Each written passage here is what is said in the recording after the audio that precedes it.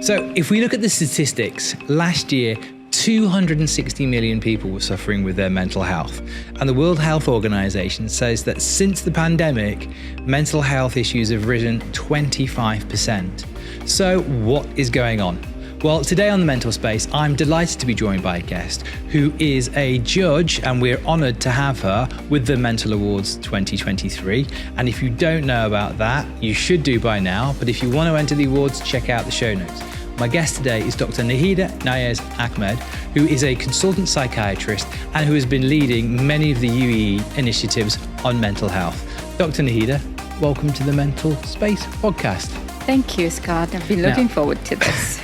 First off, thank you so much for being a judge of our awards. I think I wanted to kind of start with you today, if we can, with where I kind of came in with these global statistics that are telling us that mental health issues are on the rise. It feels like it's an accelerating global crisis. With your perspective as a mental health advocate that travels around the world, what's your kind of helicopter view on what's happening globally? So there is truth to the fact that there has been a surge in mental health issues, but also the fact that more people are opening up to speaking about it is also reflecting as an increase in numbers, whereas the numbers could have been not as exponential as they seem to be. The bright side to this whole surge has been that there's more mindfulness about, mental health issues, mental illnesses around the world.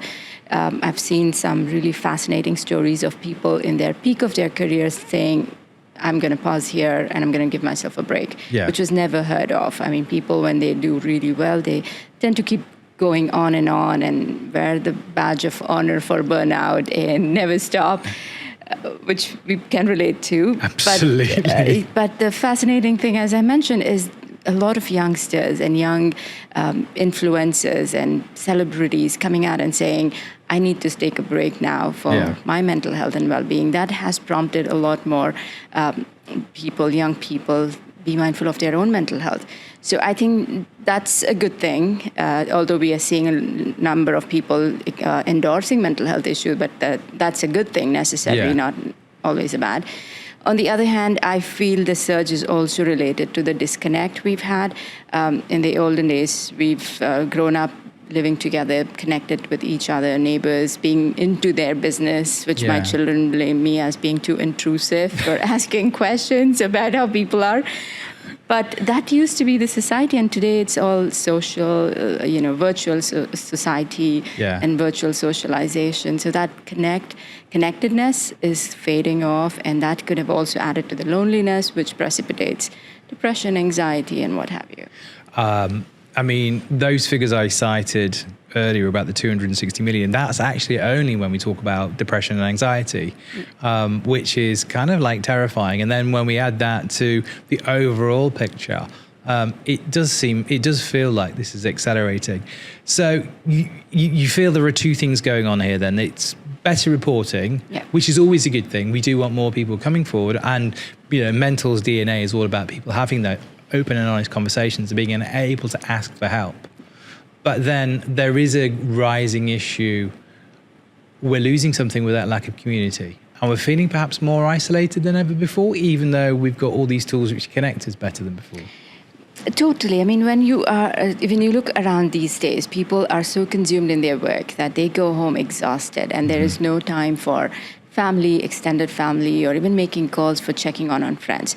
When weekend comes, we are just, gathering ourselves together to make up for the work that we've left pending, or, attend it's like to groceries. The Sunday scaries, I think they refer to it as well. Absolutely. So that leaves no time for connections, for just checking in socially on people.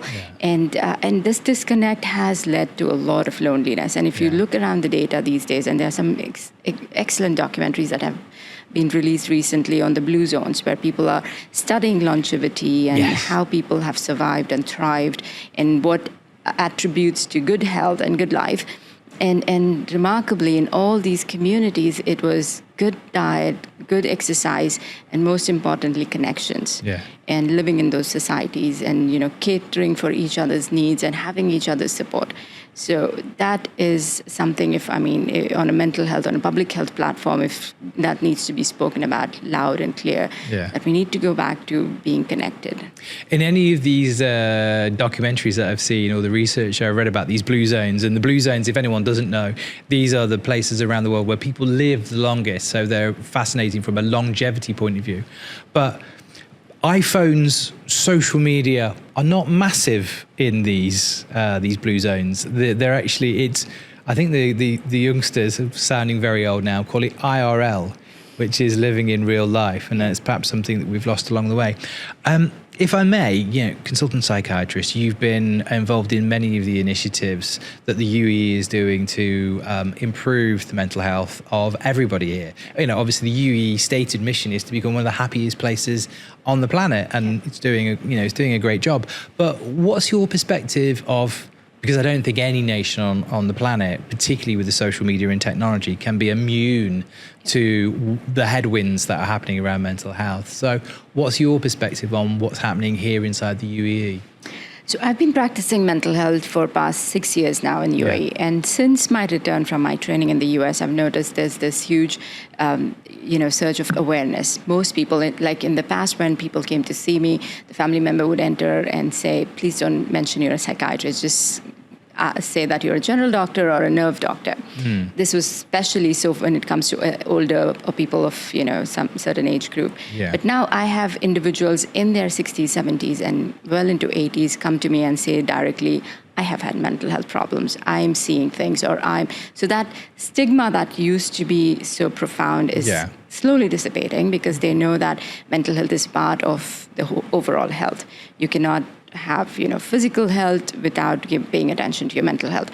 So that kind of work that has been done from different sectors of UAE that promotes awareness and brings mental health integration into community clinics, into community talks on public health platforms.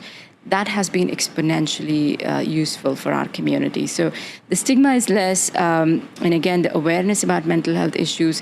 In the past, when I came, I would notice that several of my new intakes would have either visited the shamans or the sheikhs and the spiritual healers before coming to me. But now I have people coming straight up to me and say, hey, I think there's something missing mentally, emotionally, so what do you think I should do? So that openness, that acceptability towards seeking mental health has changed. And of course, UAE is putting all its efforts towards mental health, and in order to make not just a happiest nation, but also a nation that is that pays attention to overall health and better life in the long life that we are aiming to to provide to our community. There have been a lot of efforts from different sectors, right up from the top leadership, going out and giving people reassurance about mental health, especially during COVID. We saw that. Absolutely, yeah. I mean, the UE led from the front, and I don't think anybody could look at the UE's response and say it was anything other than world leading. Absolutely. To be fair, on every single front. However, the pandemic also did wake many people up to that impact, and also the impact of isolation and loneliness. And it's funny because we see, I looked at the Cigna 360 wellbeing research, and when we look at the UAE, overall, actually kind of world leading in the metrics in terms of general well-being. Mm-hmm. But then when we dive into the figures around the world of work, it feels like there's a lot to do there. 98% of respondents saying they had at least one symptom of burnout. What's your feelings or thoughts about the situation in the private sector right now? As you said, we're all working really, really hard and we're all kind of exhausted. Yeah. How do we change that? So again, while the awareness about mental health is, spreading really in a good space, I don't think the interventions that need to be done in order to give access to mental health care or access to, when somebody is in burnout, to that pause that is much required. Those strategies are not yet in place. Or even if they are very few and far in between. So one of the things that I would wish to see moving forward from here on is more and more organizations take it upon themselves to create that life-work balance, because that is going to be crucial, not just for the organization itself, but the individual, lifestyle of the community as such. Yeah. So while you have space for yourself and you have time for yourself and your family, that connection, also there's room for that connection to grow and develop. And obviously the outcome of this is going to be good work, less absenteeism, or more better performance. So it's a win-win. So I think the conversations are happening. I would like to see some steps being laid down in order to provide that access to care and that support to the workers. It's kind of one of the central premises of the Mentl Awards as well, which is trying to hero those organisations that are already taking those steps. Yeah. And basically to try and tell the wider business community and the wider community, en masse, that, it's good business to be a good business. Yeah. I also kind of wanted to ask you, because when I asked you to be a judge for the Mentl Awards, as ever, you said, yep, I'm totally in, Scott, thanks very much for asking me. Why did you feel it was important to be involved in sort of celebrating the work that people are doing? For me, being a mental health professional and having witnessed firsthand the struggles people go through when they are mentally, deprived of care, or they are going through, fighting their demons, be it literal demons with schizophrenia and bipolar or PTSD. I think it's an obligation on me to go out there and do as much as I can, and when it comes to spreading the word and creating that awareness or empowering people. I mean, this platform that you're giving people to nominate for awards, for recognition, this empowers people. People want to come out and say, yes, I've had this journey. It's not been easy, but here I am a survivor. And that it just, I've seen the repercussions of such initiatives in the past. My patients have benefited immensely. And I think I'm really grateful for you to have asked me and for having created this platform, honestly, that really empowers people who have otherwise not been heard. I wanted to pick up on something you said just then as well, and thank you for that. Sorry, imposter syndrome, I'm really bad at taking compliments. But just to pick up as well, because at the minute, we talked about those figures earlier, we talked about depression and anxiety, and they being on the rise. We are increasingly seeing, again, the figures rising as well on sort of a neurodiverse workforce, whether that be, our children with autism, ADHD, and then you were talking about some of the other issues, schizophrenia. And sometimes it feels like we don't spend enough time actually talking about mental illness as opposed to mental health as well. And for me, as the uninitiative, uneducated, non-clinical person, it feels like good mental health is preventative to try and stop to the point where people spiral into, there's mental health into mental illness. Yeah. But what's your perspective and what's your experience about what's happening actually inside mental illness as well? When we look at our children, it's interesting whether you say autism and ADHD, are they a mental illness or, treated in the right way? They're actually a superpower in some places, in the right way. So I'm sorry, I'll shut up and let you talk. So, no, thank you for raising that question, because I've had this issue and I've raised this on different platforms where people talk about mental wellness and well-being. They kind of sideline the illness and ill-being, which is the real struggle. And people with mental illness, it doesn't go away for most of them. It's a chronic condition. They have to live with it. From my perspective, and fortunately this is what globally the trend has been happening, that treat them as chronic illnesses. So you have early interventions when you screen them early. Yeah. So screening is robust. Talk about it, to identify it early, screen them.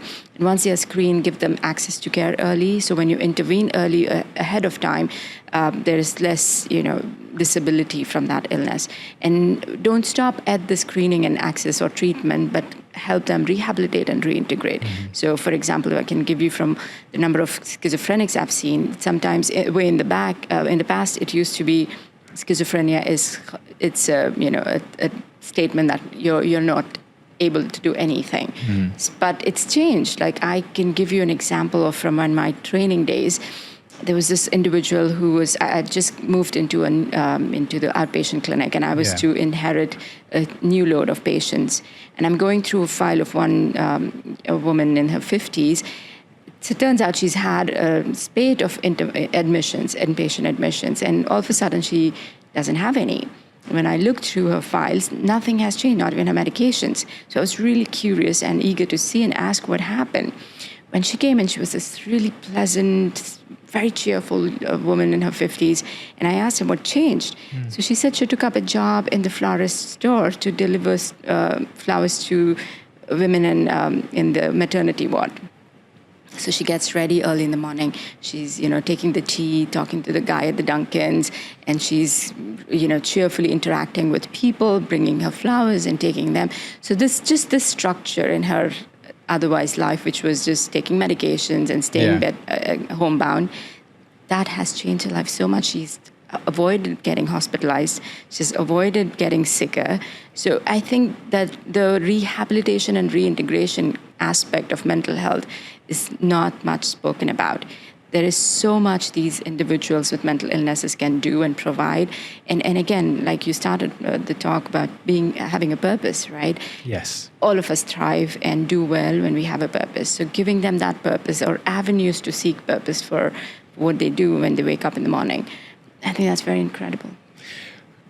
That feels like employees in the private sector also then need to go on a journey as well on how they look at vacancies, how they also set up employment opportunities. So they're more inclusive to anyone and everyone, whatever the challenges coming in. Like, if someone's in a wheelchair now, it's common, in most places that, the access is there, the ramps are there, the bathrooms are there.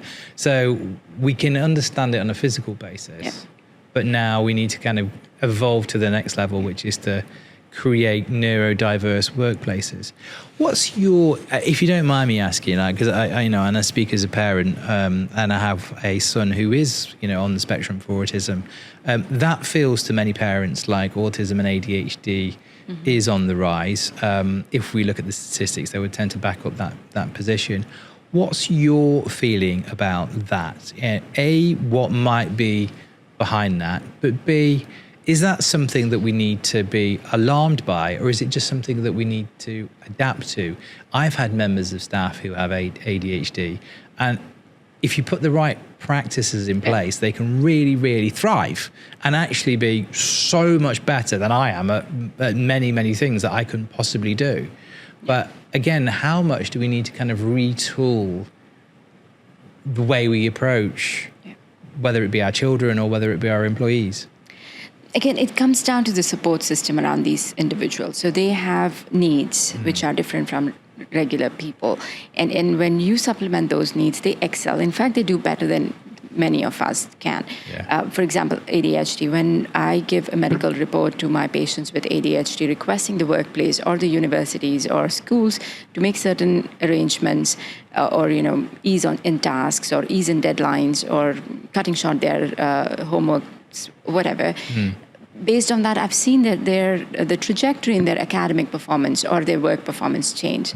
So identifying what the needs of individuals are and providing that support, like you said, if somebody is on a wheelchair, you provide a ramp. Yeah. So if somebody has ADHD, you provide tasks that are more inclined to be fulfilled by their disability.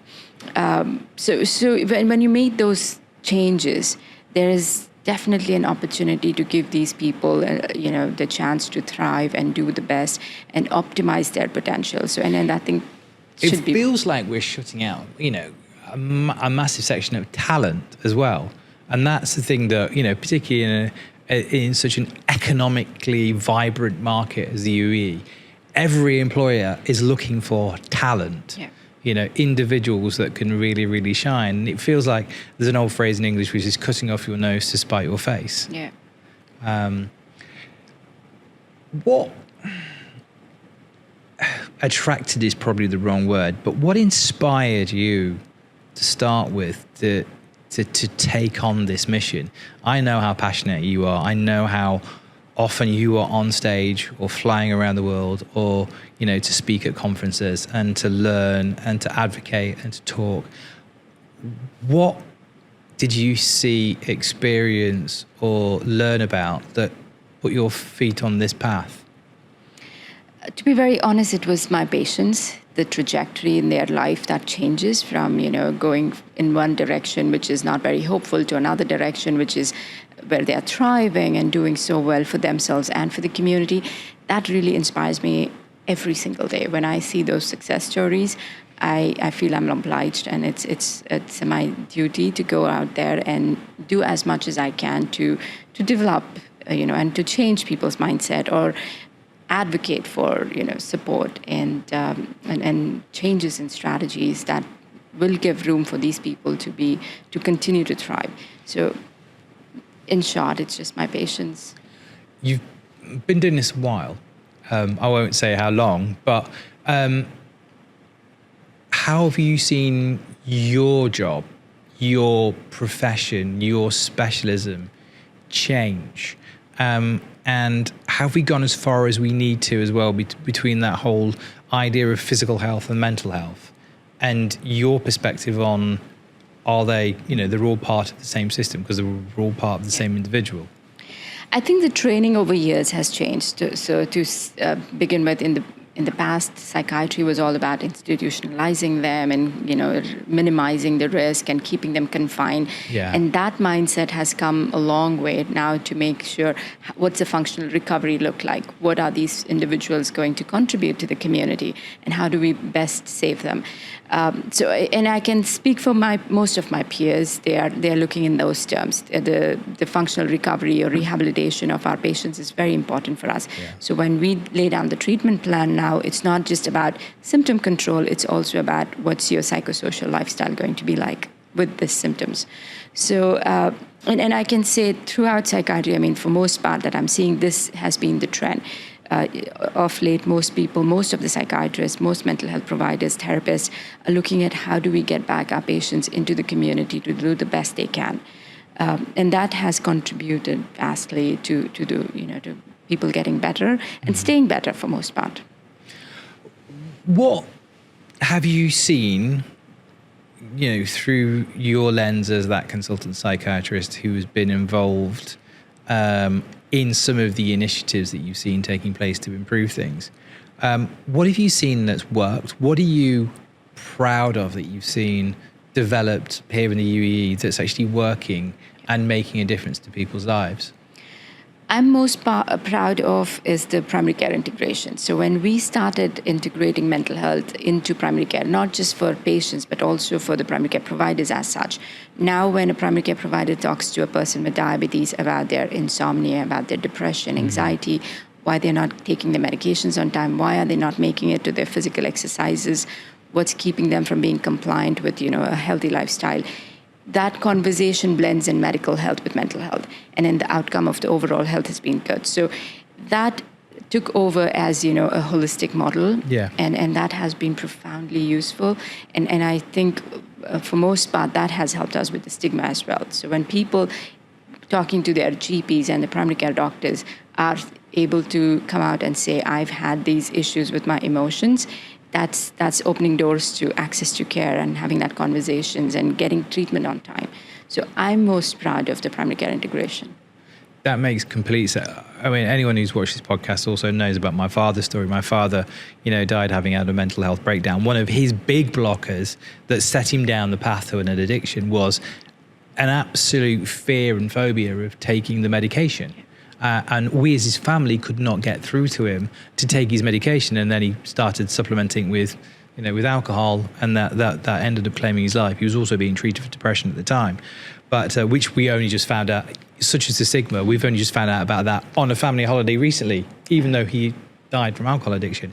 However, that ability for medical practitioners to have that conversation with patients and go, are you on the right regime? Not just from the here's the prescription, but actually is everything in your life set up to enable you to recover? Well, where did the inspiration for that come from? Is that an ongoing journey? Have you seen that work in different countries? Because it does seem to make complete sense to me. So I trained in Boston, and there during my fellowship, I was trained with collaborative care model, and this is exactly what they do. They integrate primary care physicians, within the community to be upskill to do mental health conversations. And we took it a notch up here in Abu Dhabi. We didn't just train them, but we also co-located ourselves with them side by side. So my office is right next to a GP's office. And if the GP is having trouble with mental health issues, they're like, hey, doc, can you give a look at this? And if I'm having trouble with medical issues with my patient, I'm like, can you check out on this? So that kind of cohesion between mental and medical disciplines, that has helped us a lot. So for me, the government spends a lot on us in getting us the best quality education, and it's a no-brainer that I have to come back and give back to my community and the country what I learned. And I've been privileged enough to learn from the best people. It was very recently Suicide Prevention Day around the world, and we looked at the World Health Organization figures, which were scary. 700,000 people last year committed suicide. 77% of them were men. And that whole concept of men having to talk about their feelings and get better at sharing is something we can unpack on another one. What's your perception of the conversation around there? Obviously, the UAE over the past few years has begun to talk more openly now about suicide and suicide prevention. Where do you think we're at with the conversation now? Because again, it feels like the stigma has begun to change and has begun to get removed, and I think we perhaps just need to get better at talking about it. Absolutely, yeah. Because it's happening. So suicidality has been part of an illness, of mental illness, be it bipolar, schizophrenia, depression. Most of these are predisposed to higher rates of suicide. Yeah. What has been protective in our community is the religious affiliation. So most of the time people say, I wish I was dead, but I'm not going to do something because... But having said that, it's not enough to say, okay, they're not going to kill themselves, so they're out of risk. We have to do more for them to believe that I shouldn't be feeling this way. I shouldn't feel like I wish I was dead, right? And more so in the youngsters. So unfortunately, even though the older individuals whom I see in my practice do come out and say, I wouldn't do it because of religious, taboo or whatever, the youngsters are not so. They're like, I'm ready to check out. So we owe it to our younger, children growing up and the younger individuals of the community that we speak a lot more about help, that there is access to help. Suicide is a preventable death, and we need to do a lot more than we are doing currently to support that. It feels like, and this is not isolated to suicide, but in general with that mental health, most of the people that we sit down and talk about always seem to have we feel like it's almost like a private pandemic. We feel that it's just us and that we're alone and it's our fault. And right now, this is all there is. How important is this ongoing conversation to actually tackling that at a kind of societal, at a global level? To go, you're not alone. We're all struggling with this. It's very crucial. If I can give you an example, I was listening to this, I don't know if it's TED Talk or I was reading somewhere. Somebody asked an archaeologist what was the first sign of civilization. And the woman says it was a healed femur, which is your bone, the longest bone in your leg. And it's surprising because you would anticipate something like excavation of a village or coins or some primitive technology. But a healed femur was a sign of civilization. And the concept was that for somebody to heal a broken bone, I mean, a bone that is, it's weight bearing, somebody else had to take care of him, had to bring him food, protect him, shelter him, and nurture him. So the idea that we have evolved and our civilization has moved forward based on this support and not being alone, not being stranded is what human beings have thrived on. And we need to go back to that. We need to go back to making each other believe that somebody has my back. I have a tribe behind me. I have people to support me. And unfortunately, with all this immigration and people moving out of, away for jobs, living individually, the increasing rate of divorce, a lot of loneliness is thriving everywhere. But again, despite of all that, we can still build bridges and draw those connections. The one good thing about this social network is that despite diversity, there's so much of commonality between us. I mean, I'm friends with people from different diverse groups, and it's very easy to make those connections. So I think we have to take that benefit of social media and make those connections and be there for one another and make one another know that you're not alone. Yeah. You know, you're a phone call away when that instant comes that you feel like, I'm ready to check out. Because it is fascinating as well. And, you know, we've got a lot of global mobility now. You know, we have a lot of young people that come to the UAE, you know, rightly because there is so much opportunity. But then when we arrive there, that we do have lots of people that are cut off from their families. Yeah. Cut off is perhaps the wrong word, but they're separated from their family. They've moved across the world. And as you say, loneliness, I mean, we saw the US Surgeon General recently say that it's now a public health crisis. And actually, that isolation is as bad for us physically as smoking 15 cigarettes a day. What do you think some of the steps are that we can take to kind of redress that then? So there are multiple ways of making connections. So social media is one, but the opportunity to see somebody, speak to someone, you know, be there physically present is totally different from just sending a text message or an emoji to check on somebody. Nevertheless, any amount of communication, any amount of connection will add to your, support system, and we need to possibly build some avenues for that. Like I can give you examples in the U.S. When I was practicing, we had support groups for parents, let's say, who have children with disabilities, support groups for, there was an excellent initiative that I would refer lots of my patients to, Big Brothers, Big Sisters. Here in UAE, you have volunteers.ae where you can go and sign up to volunteer for different things.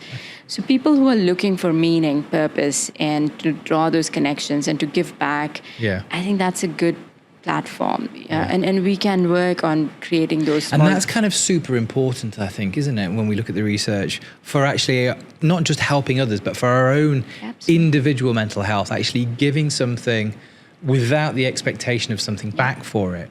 You know, as you say, volunteering. Volunteer is, give us the website again. Volunteer.ae. Volunteer.ae. To have that purpose is actually really beneficial for our own mental health.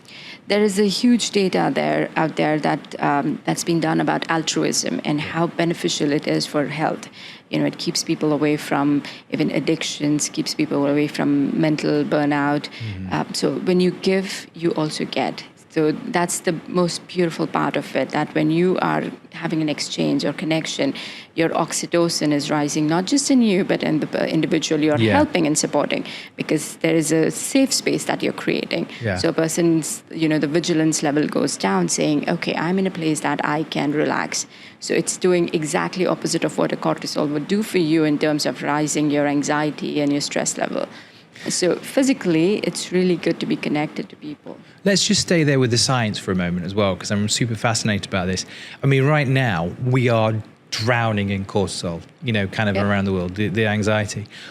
Could you just tell our audience, you know, give us your scientific explanations of what cortisol and then what oxytocin are, because they're both very important in our lives. And it feels like we've got too much of one and not enough of the other at the minute. Absolutely. So cortisol is the most infamous, the stress hormone, which always is up, as you said, exponentially these days in everybody. It tends to bring physiological changes in your body that are, you know, that don't necessarily, benefit you either physically or mentally. People tend to experience autonomic instability in terms of increase in blood pressure, increase in their glucose levels, variations in their sleep. They are always vigilant because they feel they are in a state of threat. The flight or fight response is at peak. The opposite of that is oxytocin, which is, it's fascinating. It's the hormone that it's on the peak when a mother is birthing or nurturing and nourishing. So it's the hormone of love. It makes you feel like you're in a safe space. It relaxes you. It does. It brings down your autonomic instability to a level where you feel like, yes, I can do better in this environment. Okay, so let's have more oxytocin. It should. And go and volunteer and do things that you're not necessarily going to get something back from. You've been very generous with your time, as always. So I'll only ask you a couple more questions.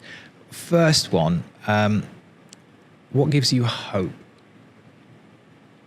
What's giving you hope? When you look at, because we could read the headlines, we could look at all these figures going up, and it would feel like the metrics are going in the wrong direction. What gives you hope? Thankfully, we're in the UAE. Thankfully, there's a unified direction that we're moving in, I think, and a conversation that's growing louder. But as a consultant psychiatrist, what's giving you hope? The awareness, especially with the Gen Zs, the children of today and the youth of today, the awareness and that inclusiveness, their acceptability of each other. And I've noticed that this generation to be profoundly kind. I might be generalizing that, but I notice for most part they are more inclusive. They're very, they jump into advocacy immediately when they see something wrong. So that gives me hope that, moving forward, we are going to have a society which is going to care for each other and take care, look out for each other, which is opposite of the loneliness pandemic that is on a surge. So, and I think we just need to give them that platform. Yeah. And also that push to say, yes, this is the right direction for you. Whereas because on the other side, other end, also individuals who are, retrieving themselves into the loneliness and sticking to the virtual world. So we have those polarized groups these days, and my hope is all pinned with the individuals who are out there advocating for mental health, advocating for equality, advocating for fairness, advocating for inclusiveness. So, and of course, the leadership, especially for UAE, I think we are profoundly blessed to have that kind of leadership and vision that will say, yes, we are here to support you, and put our mental health as a priority in the healthcare. So I'm going to ask you one last question. And this is sort of a personal mission of mine. So you've been across many of the initiatives that are being put in place to help and treat and rehabilitate the issue. What's the responsibility for the private sector to stop causing the problem to a degree in actually sending people into burnout, increasing those cortisol levels? Yeah. What do you want to see from the private sector? What's their role in helping the public sector, in helping us all to be better? I think the understanding that the burnout is not serving anybody well, including themselves, most of all themselves. So every organization who's mindful of, taking care of their staff, giving them that opportunity to be nourished and thrive in a positive way, doing themselves a favor more than their staff members. So having that inclination to support each other and creating a culture of kindness and compassion, I think that's missing. Bullying is dismissed. You could have a really bad boss and nobody gets accounted for that. Yeah. So changing the culture and the mindset within an organization to be more empathic, to be more compassionate. And these are skills that people are not born with. These are skills you can teach each other. I always tell my children, words are like magic sprinkles. You hear people all the time tell you, your words moved me, your words brought me to tears. So we as human species have something incredible which nobody has, which is words. Use them nicely. Your words could mean so much, especially if you're in a leadership role. Create a positivity, create compassion and kindness in your atmosphere around you, and that just proliferates itself. That definitely is a mic drop moment. Dr. Nahida, thank you very much for joining us on the Mental Space. Thank you for having me. Well, thank you for being here. Quick reminder, if you've enjoyed this conversation as much as I have, please, if you're watching us on YouTube, hit subscribe. If you're listening to us on any of the podcast platforms, remember you can subscribe. You following us only helps us and it lets us get more guests on. And if you want to find out more about the Mental Awards 2023, please check out the show notes. We will be hearing institutions, initiatives, individuals and industries, private, public sector. They're going to be an amazing night where we're going to celebrate, and we're also going to be creating a white paper from our awards to show the real world examples of what is working. So there will be a legacy that pays on. So get involved. Once more, Dr. Nahida, thank you so much. Thank you. Always a pleasure chatting with you.